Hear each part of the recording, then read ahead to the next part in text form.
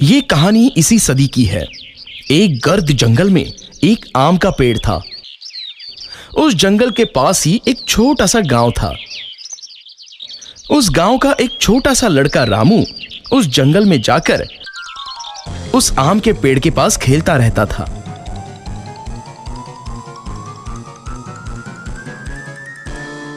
वो उस पेड़ पर चढ़ता, आम खाता और बाद में आराम से उस पेड़ के नीचे एक नींद की झपकी लेता। रामू को पेड़ के साथ खेलना अच्छा लगता, तो उस आम के पेड़ को भी खुशी होती।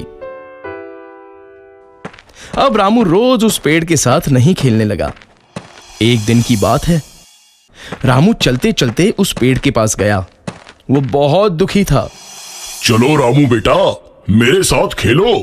आम के पेड़ ने कहा, मैं अब बच्चा नहीं रहा जो तुम्हारे साथ खेलूं। अब मैं पेड़ के साथ नहीं खेलता। रामू ने जवाब दिया, मुझे अब खिलौने चाहिए और खिलौने खरीदने के लिए पैसों की जरूरत है। रामू आगे बोला, माफ करो बेटा, पर मेरे पास पैसे नहीं है, परंतु तुम आम तोड़ सकते हो और उसे बाजार में जाकर बेचकर पैसे कमा सकते हो। रामू ये सुनते ही खुश हो गया। उसने आम तोड़े, उसे जमा किया और खुशी खुशी वहां से चला गया। लेकिन बहुत दिनों तक रामू वापस उस आम के पेड़ के पास नहीं आया। बेचारा आम का पेड़ बहुत दुखी हो गया। कुछ सालों बाद रामू अब आदमी बन गया था। फिर से उस आम के पेड़ के पास वो आया। आम का पेड़ खुश हुआ और बोला, रामू बेटा, चलो आओ, अरे मेरे साथ खेलो। मुझे तुम्हारे साथ खेलने का टाइम नहीं है, और वैसे भी अब मैं बड़ा हो गया हूँ। मुझे अब मेरे परिवार के लिए काम करना है। हमें एक घर चाहिए, क्या तुम मेरी मदद कर सकते हो? रामू ने पूछा। मुझे माफ कर दो बेटा, पर मेरे पास तुमको देने के लिए घर नहीं है, परंतु तुम मेरी शाखाएं तोड़कर तुम्हारा घर बना सकते हो। ऐसा सुनते ही रामू ने आम के पेड़ की सभी शाखाएं तोड़ दी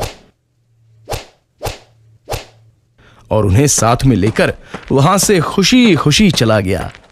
शाखाएं टूटने के बावजूद आम का पेड़ खुश था, परंतु रामू उसके बाद नहीं आया और पेड़ बेचारा बहुत दुखी हुआ। कुछ सालों बाद गर्मियों के दिन में रामू फिर से उस पेड़ के पास आया।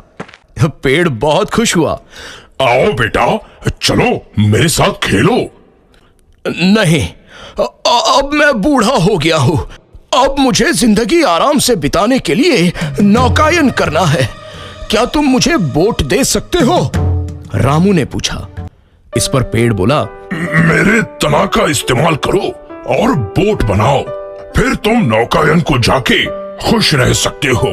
फिर क्या था, रामू ने उस पेड़ का तना भी काट लिया और उससे एक बोट बनाई और नौकायन को चला गया। फिर बहुत सालों तक वहां वापस नहीं आया। ऐसे ही कुछ साल बीत गए। आखिर एक दिन रामू वापस आया।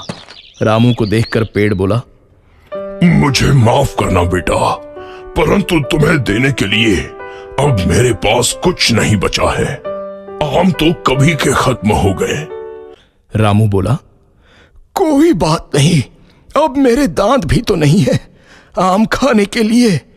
पेड़ बोला, तुम्हें खेलने के लिए अब शाखाएं भी नहीं है। पर अब मैं भी बहुत बूढ़ा हो गया हूं शाखाओं पर चढ़ने के लिए। रामू ने जवाब दिया। पेड़ इस पर बोला, मेरे पास सचमुच कुछ नहीं बचा है तुम्हें देने के लिए। बस ये मरने वाली जड़ी है मेरे पास। और आम का पेड़ रोने लगा। अब मुझे किसी भी चीज की जरूरत नहीं है। अब मैं थक गया हूं, बस आराम करना चाहता हूं। रामू बोला। पेड़ बोला, तो फिर तो अच्छा है। पेड़ की जड़ें आराम के लिए सबसे अच्छी जगह होती हैं। आओ मेरे पास बैठो और आराम करो। रामू नीचे बैठा। आम का पेड़ खुश हुआ और वो रोने लगा। दोस्तों, ये कहानी हमारे दिल को छू लेती है कि कैसे एक पेड़ हमारे जीवन में बस जीवन भर देते ही रहता है और इंसान उस बात की कद्र तक नहीं करता।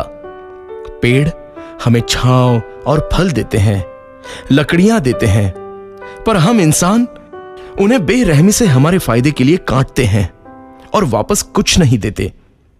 दोस्तों, आपसे गुजारिश है कि आप नया पेड़ नहीं लगा सकते तो कम से कम उन्हें काटो मत।